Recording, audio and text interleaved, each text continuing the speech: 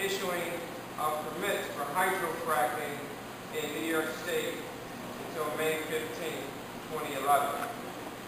This suspension gives the Department of Environmental Conservation, the legislature, and the incoming governor time to enact safeguards to protect New York's drinking water.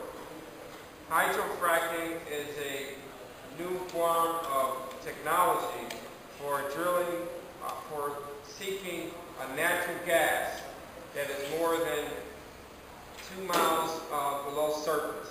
And they pump millions of gallons of water with chemicals below surface.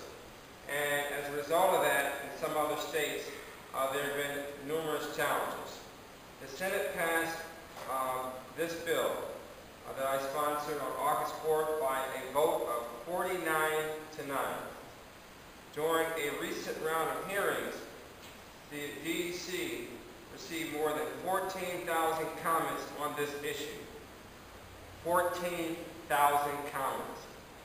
Our office and my committee also submitted more than 40 pages of 40-page report on some of our concerns related to hydrofracking that we've heard from both pro and con. People supported and opposed hydrofracking. And many agreed that more time was needed to assess the situation. One of the reasons why people are concerned about hydrofracking is because gas drilling in New York can contaminate the drinking water of more than 12 million New Yorkers. And one thing that we've learned that when you contaminate water, as we learned from the Gulf recently, that when you contaminate water in one part of the country, that contamination can travel hundreds of miles to other parts of the country. So if we contaminate water in one part of New York State, we can actually contaminate water in other parts of not only New York State, but other states as well. This process where massive amounts of water mixed with chemicals are pumped into shale deposits deep into underground to crack the shell and release the natural gas that is trapped there is posed with many risks, but it's also posed with a lot of economic opportunity. And what we're saying, at least what I'm saying, is that we have to make sure that if this happens in New York, that we learn from the disastrous mistakes that have been made in Pennsylvania. I had the opportunity to visit Pennsylvania twice within the last year. I went to see the pros and both the cons of natural gas drilling by using the technology known as hydrofracking. I visited 2 drilling sites, actually more than 2 drilling sites, but 2 of the sites that we'll talk about briefly. One in the town of Gasland, where the Chesapeake Energy company is drilling for natural gas. The other location, one was in Dimock, Pennsylvania, where residents say they have experienced contaminated well water and other water pollution problems that they attribute to one of the gas companies, Cabot Oil and Gas.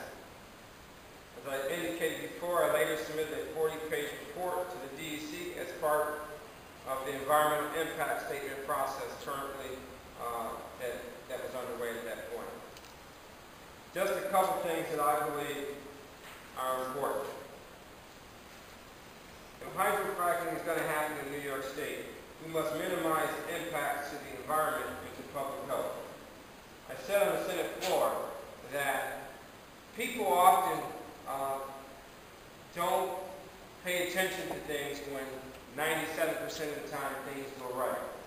But it's that 3% of the times that when things go wrong, when people, whether they buy medicine, whether they go to a restaurant and they get sick, whether or not they buy a vehicle and the vehicle drives off the road, or they drink water and the water is contaminated, they ask, where was the government? Where were the watch guards? Where were the good government groups? Where were the legislators and the government officials to make sure that this did not happen? Well, I can tell you firsthand that right next door in Pennsylvania, there are a lot of things that went wrong. And we have to make sure that whether people are in some of these small towns, 3,000 people or less in New York State, or they're in rural communities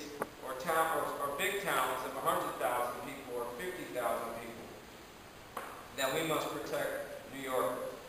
We must also make sure that we continue to promise that we leave New York's environment in a better shape than we have found it, and that we make sure that our young people and their families that come after us have safe and quality drinking water. Again, the Senate bill passed by a large margin, and we're calling for a 1-year moratorium on the issuing of permits. Now is the Assembly's time to take up this bill before it heads to the governor's office, and we hope will do the right thing and sign this bill. We have a number of distinguished guests with us today. We have Lisa Wright, Brian Smith of the Citizens Campaign for the Environment, Bob Shaleski, who is the chair of the Sierra Club. We have Craig and Julie Softner.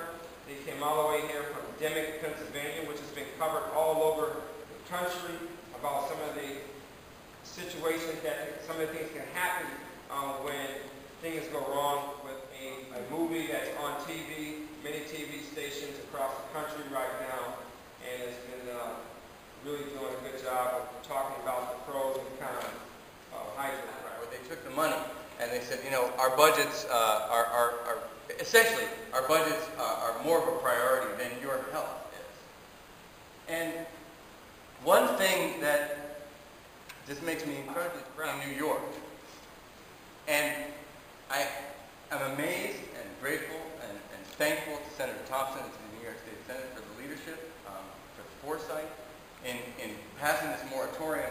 And because the people in the West said that maybe if people in New York pay attention to this, maybe we'll also get some relief. So this isn't just an act on behalf of New York State. It's an act on behalf of everybody around the nation who's suffering with this. And it can't be understated how important it is. I think this is a thunderbolt. I think this is the turning of the tide. I hope it is. You know, I hope that what this is a restoration of sanity. You know, the industry, gas industry will say this is about energy independence. They'll say this is about, making you a lot of money for you. They'll say that natural gas is clean energy. All of this stuff is nonsense. Because this isn't about altruism, and this isn't about saving America's economy or energy independence. It's about their profit margin. That's what it's about. Because they opposed this bill, and they opposed the Safe Drinking Water Act, which they were exempted from in 2005. And they're opposed to the Clean Water Act, and the Clean Air Act, and the Superfund law. They're opposed to all the basic fundamental protections that we have in America. And they're opposed to them because if they have to abide by them, they won't make as much money. Because what happens is the price of natural gas is based on toxifying the environment. It's based on toxifying the water. Because natural gas doesn't have to pay to clean up the water. They don't have to pay for the health problem. But New York State has to pay for it. And the citizens have to pay for it. And the United States has to pay for it. And so it's amazing to me. It's amazing to me that it is amazing that it took this long for a state to pay attention. It's common sense. It's a bad deal. You don't want to accept it, because what's going to happen is you're going to have to clean up water for eternity. John Hanger criticized this moratorium, the Pennsylvania Department of Environmental Protection secretary, saying that we're buying our cheap gas from Pennsylvania. Well, New York can sell its water to Pennsylvania for the rest of the future, because Pennsylvania's water will be contaminated by this process. And when the gas industry comes and says, oh, these are just isolated incidents, just little places like Dimock, you can say to them the stunning statistic of last week, which is that they've drilled 1,400 Marcellus wells in Pennsylvania. Just 1,400 in 2.5 years. And they have 1,435 violations, 952 of which were deemed to be seriously harmful to the environment. That's not a good track record, and that's what I've seen. And I've said to the gas industry, if you've got a town with more than 100 wells where there aren't these problems, take me to it. I want to find that place where you say that that's the standard, because I haven't found it everywhere that's been contaminated. So, I mean, I'm so thankful to Senator Thompson for not believing the hype, for standing up for the citizens of New York and for the United States. States and for the world. Because this is the first time that a major bill has passed to say, not so fast. And I hope that it becomes a standard. I hope that this is expanded across the United States until we can reinstate Safe Drinking Water Act, Clean Water Act, Clean Air Act, and the Superfund law. And at that point, if they then prove that drilling is safe, then maybe. But it's not what I've seen. And so this is a landmark day, an unbelievable occurrence, and I'm so thrilled and thankful. And from everybody that I've interviewed across America, and that's hundreds of people, they're also grateful for this happening. So thank you, Senator Thompson. Thank you, everybody, for being here. Appreciate it so much.